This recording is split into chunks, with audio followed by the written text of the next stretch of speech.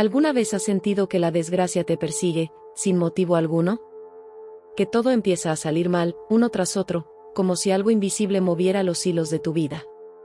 Padecimientos repentinos, accidentes absurdos, terror nocturno que se repite, aun cuando llevas una vida tranquila, saludable, sin excesos. Y entonces surge una pregunta que da miedo siquiera pensar, ¿y si no es casualidad? ¿Y si alguien, en algún lugar, está deseando tu caída? Yo antes no creía en eso. Hasta que lo viví. En los videos anteriores te conté cómo mi familia y yo nos mudamos a una casa antigua, una casa que guardaba un silencio extraño, demasiado pesado. Con el tiempo supimos que ahí se habían realizado rituales. No rumores, no historias inventadas, señales claras de que algo oscuro había sido invocado entre esas paredes. Y sin saberlo, nos convertimos en los siguientes en pagar el precio. Mi madre fue quien más lo sufrió. Como si la casa la hubiera elegido. Los accidentes comenzaron a volverse frecuentes, inexplicables. Las pesadillas la despertaban gritando en la madrugada. Sombras que cruzaban los pasillos. Ruidos cuando todos estábamos dormidos. Y una sensación constante de que no estábamos solos. Lo que estás a punto de escuchar no fue el peor momento, pero sí fue el inicio. El primer suceso que abrió la puerta a una pesadilla que marcaría a mi familia para siempre. Todo comenzó con algo aparentemente simple, un dolor de muelas. Una mañana, mi madre despertó con un dolor tan intenso que apenas podía hablar. Era punzante, constante, como si algo latiera dentro de su mandíbula. Tomó analgésicos, intentó soportarlo, pero el dolor no cedía. Así que decidió ir al dentista. La doctora era joven. Demasiado joven, pensó mi madre.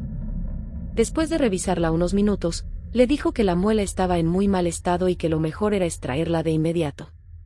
Sin muchas opciones, aceptó. Le aplicaron la anestesia, y comenzó el procedimiento. Pero algo no estaba bien. Mi madre sentía cada movimiento. No era presión normal, era dolor. Un malestar que atravesaba la encía y se extendía hacia la cabeza. Intentó decirle a la doctora que algo estaba mal, que sentía cada movimiento, pero el proceso continuó.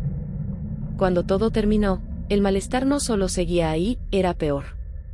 La cabeza le latía con fuerza, como si algo se hubiera activado dentro de ella. Apenas podía mantenerse en pie. Esa noche fue interminable. Al día siguiente buscó una segunda opinión.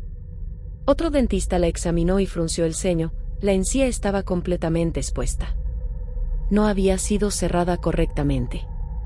La suturaron de nuevo, y con el paso de los días, la encía comenzó a sanar. Pero el dolor en la cabeza no desapareció. Al contrario, se volvió más intenso. Cada vez que salía a caminar, el mundo empezaba a girar. Mareos repentinos, una presión insoportable, una sensación de que podía desmayarse en cualquier momento. Tenía que regresar a casa antes de caer.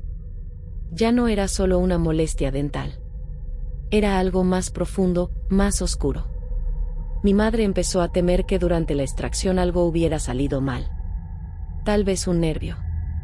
Tal vez una conexión entre la boca y el cráneo. Sabía que existen terminaciones nerviosas que llegan hasta la cabeza, ¿y si habían dañado algo? ¿Y si ese error estaba provocando todo? Durante un mes entero visitó médicos. Estudios. Análisis. Consultas interminables. Nadie encontraba nada. Todo parecía normal. Pero ella no se sentía normal. El dolor seguía ahí, constante, como un recordatorio de que algo no estaba bien. Hasta que finalmente decidió acudir con un neurólogo. Le realizaron una resonancia magnética. Recuerdo el silencio cuando llegaron los resultados.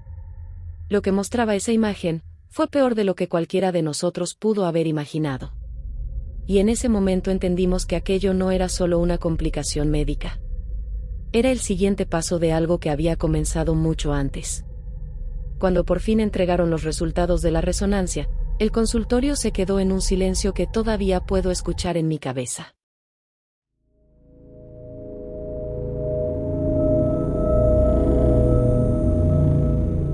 En la imagen se veía claramente Una enorme mancha negra en medio del cerebro. Oscura. Irregular. Como una sombra que no debía estar ahí.